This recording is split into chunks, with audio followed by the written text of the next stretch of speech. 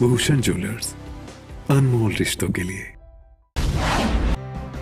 देश में PUBG, ludo सहित 118 ऐप को बैन कर दिया गया है। भारत की राष्ट्रीय सुरक्षा के लिए खतरनाक बताते हुए इन ऐप्स पर बैन लगाया गया है। सूचना प्रसारण मंत्रालय ने रिव्यू के बाद ये फैसला किया है। इससे पहले चीन के साथ तनातनी बढ़ने पर टिकटॉक ऐप सहित कई ऐप्स को बंद कर दिया गया था। अब तक देश में 200 से अधिक ऐप्स को बैन किया जा चुका है। चीन से बढ़ रही तनातनी के बीच मुख्यमंत्री जयराम ठाकुर ने बयान दिया है। मंडी में जयराम ठाकुर ने कहा है कि चीन की हरकतों को लेकर राज्य सरकार पूरी तरीके से सजग है। यहाँ पर किसी भी प्रकार के घुसपैठ को बर्दाश्त नहीं किया जाएगा। केंद्र की एजेंसियों ने चीनी मूल के एक शख्स को पकड़ा है, जिसके कुछ और लोगों के साथ तार जुड़े हैं। वहीं मंडी शहर को नगर निगम का दर्जा देने को लेकर मुख्यमंत्री ने कहा, मानसून सत्र में इस पर चर्चा की जाएगी। इसके बाद ही आगामी फैसला लिया जाएगा।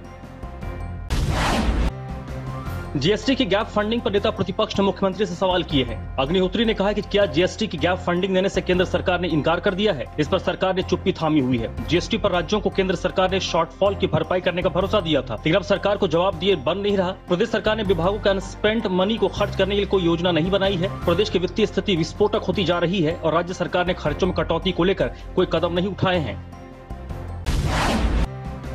धर्मशाला पहुंचे शहरी विकास मंत्री ने माइनस में पहुंची अर्थव्यवस्था का सारा ठीकरा कोरोना पर फोड़ दिया। सुरेश भारद्वाज ने कहा कि यह वैश्विक महामारी है और विश्व भर में मंदी है। इससे पहले 1918 में ऐसा हुआ था जब महात्मा गांधी भी स्पेनिश फ्लू से संक्रमित हुए थे। उस वक्त भारत मजबूती से लड़ा था और अब भी मजबूती से लड़ेगा। भारत का नेतृत्व कुशल हाथों में है। आपको बता दें कि लॉकडाउन से पहले जीडीपी 3% के करीब थी, जो कि अब -23.9 पहुंच चुकी है।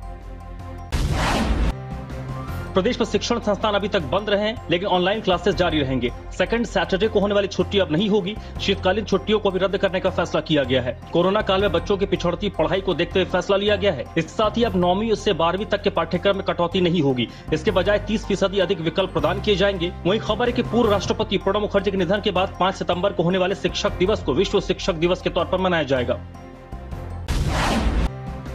7 सितंबर से शुरू होने जा रहे विधानसभा सत्र की तैयारियां जोरों पर है। कोरोना को देखते हुए इस बार एंट्री पास कम बन रहे हैं। सुरक्षा के लिहाज से पुलिस कर्मियों की संख्या में 20% कमी लाई गई है। थर्मल स्क्रीनिंग के बाद विधानसभा परिसर में एंट्री होगी। एएसपी प्रवीण ठाकुर ने बताया कि पिछली बार के मुताबिक इस बार 20% कम जवानों पर सुरक्षा का जिम्मा होगा। एंट्री पर मास्क, सैनिटाइजिंग और थर्मल स्क्रीनिंग की व्यवस्था की गई है ताकि महामारी से बचा जा सके।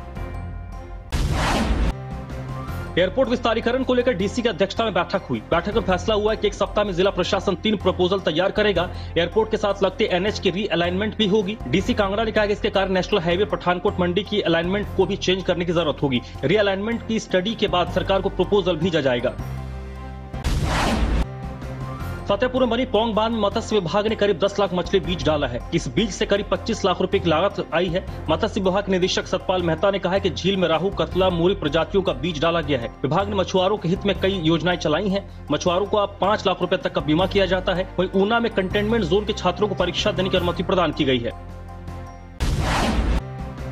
ठियोग में कलयुगी बाप ने अपनी 9 साल की बच्ची को हवस का शिकार बनाया। आरोपी उत्तर प्रदेश के रायबरेली का स्थायी निवासी है और ठियोग में मजदूरी करता है। यहाँ वो 9 साल की बेटी और एक छोटे बेटे के साथ रह रहा था। पीड़ित की मां की कुछ साल पहले मौत हो चुकी है। पुलिस ने आरोपी बाप को गिरफ्तार कर लिया है।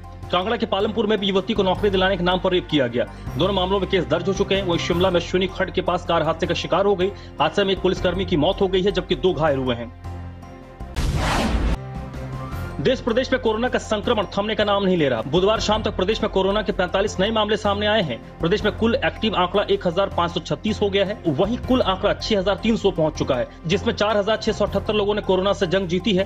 प्रदेश में कोरोना से 40 मौत हुई है। वहीं देश में हर रोज 50,000 से ज्यादा मामले सामने आ रहे हैं। कुल आंकड़ा 37 लाख को पार कर गया है।